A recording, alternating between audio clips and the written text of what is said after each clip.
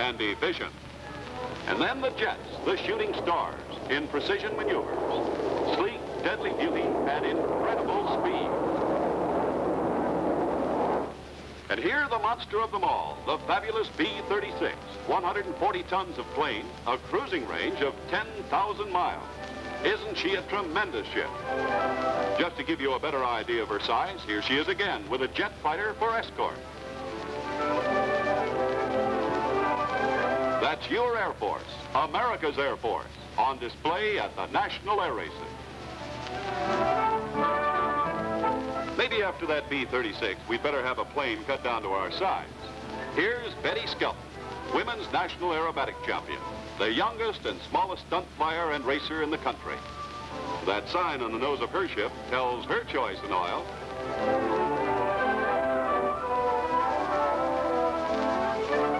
These are great days for the private flyers, as designers seek improvements in small planes.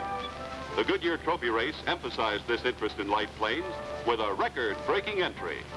Some of the greatest plane designers and test pilots were represented in these races as they tried the latest in original engineering developments, designs, and construction.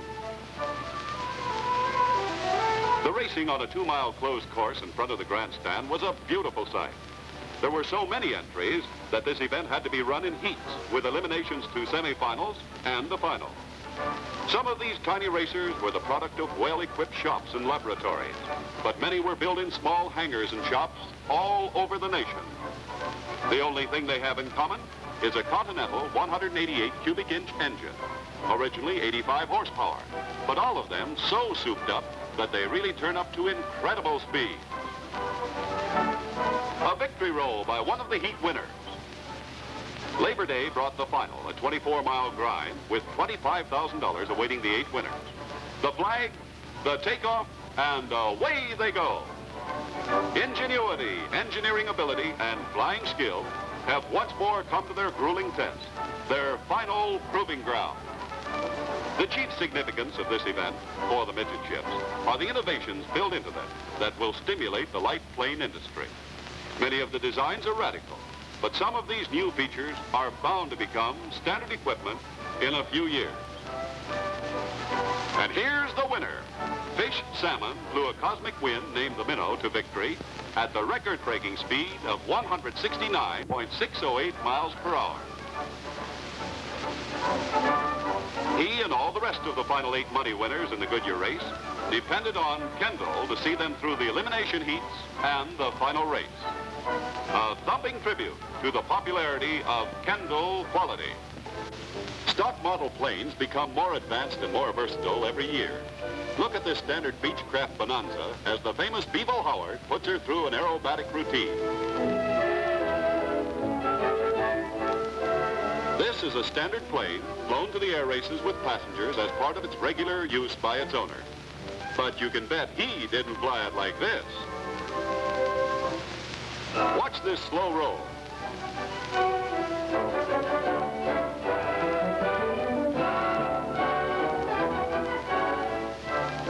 Here they are getting their planes ready for the Kendall Trophy Race, a 75-mile closed course event for women pilots only.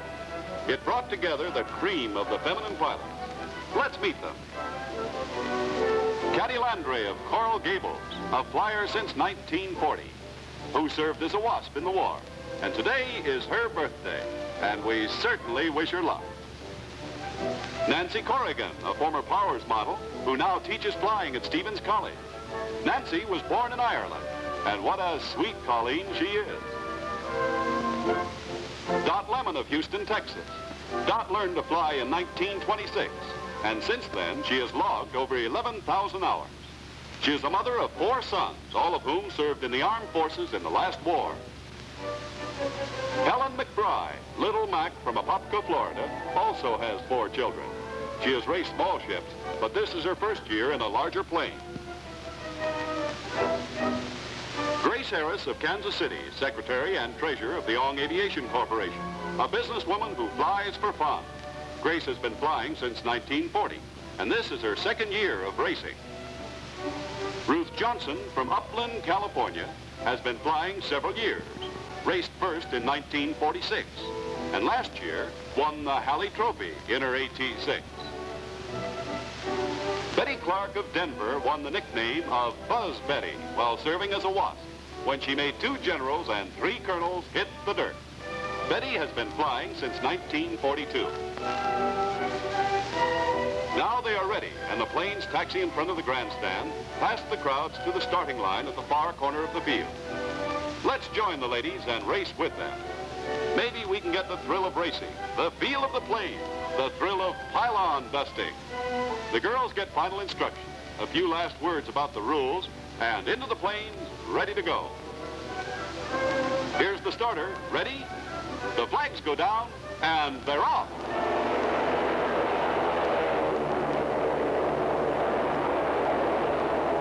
It's 5 laps on the 15-mile course. Here's the first pylon. Now, open her up wide for the straightaway dash to the next turn. Hug the pylons as close as you can, and stay near the ground. Here they come close to the grandstand. Grace Harris has opened quite a lead over some of the finest girl pilots in the country. Let's make a turn with one of the girls. We sweep around, and the rest thunder along behind. Here's Grace Harris in front of the grandstand again. She's still in the lead. Can she hold it? Let's make a turn with her. Around we go. She is holding her lead.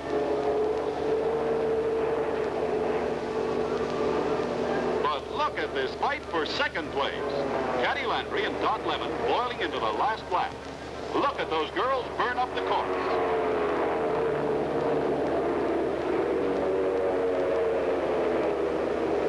Grace Harris flashing across the finish line. The winner's flag. And up and off the course. Now that battle for second place. Watch those girls come in. Caddy Landry is second. And Dot Lemon third by 4/10 of a second. Betty Clark of Denver took fourth. Nancy Corrigan came in 5th. Here's our winner, Grace Harris. She pushed her AT6 to an all-time close course speed record for that type of plane, 234.96 miles per hour. She's greeted by Russ Keck, Vice President of the Kendall Refining Company, who will present the Kendall Trophy. Hold it, Grace. Don't lose your handbag. You'll need it for the prize money, but it's not large enough for your trophy. That beautiful set of silver. The Kendall men give the new champion a warm welcome. What's this? The Marines have landed, and the Navy is here. Only nobody's landed. It's the Fleet Air Arm in the air. The giant Carolina Mars. Jets. Bearcats, Helldivers, and the famous Blue Angels Precision Combat Team. These are the flyers and the ships that knock the Zeros out of the sky above the Pacific. And many of these pilots are weekend flyers now. Part-time flyers in the Naval Reserve, performing maneuvers such as these to maintain their skill and flying ability. Steeped in the traditions of the National Air Races is the world-famous Thompson Trophy race, open to the 10 fastest qualifying planes.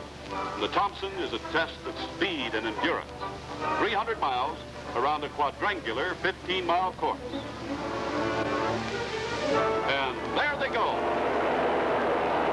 The yellow and blue ship, that's Chuck Brown in his P-39 Air Cobra. Shot out to lead 10 of the world's fastest piston engine planes. All of them stripped down Army and Navy fighters to climax the Labor Day program of the races. A total prize purse of $40,000 awaiting the winners, plus an additional prize of $100 to the pilot making the fastest time in each of the 20 laps, made the boys really push the throttles open.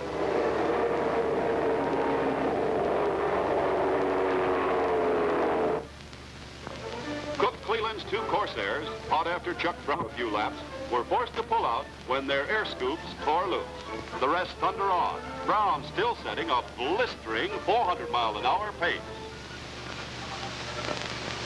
Euchre's water cooler broke, forcing him out. The others roar on, but one by one they had to pull out. Until, what's this? Brown out too? Yes, fuel pressure failure in his 19th lap brought him down with victory almost in his grasp.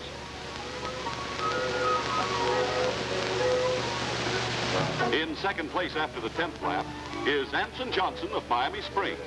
And when Brown pulled out, Johnson raced on to victory. Bruce Raymond was second, and Wilson Newhall of Chicago third. The only three to finish. Here is Anson Johnson receiving the coveted Thompson Trophy from F.C. Crawford, president of the National Air Racing.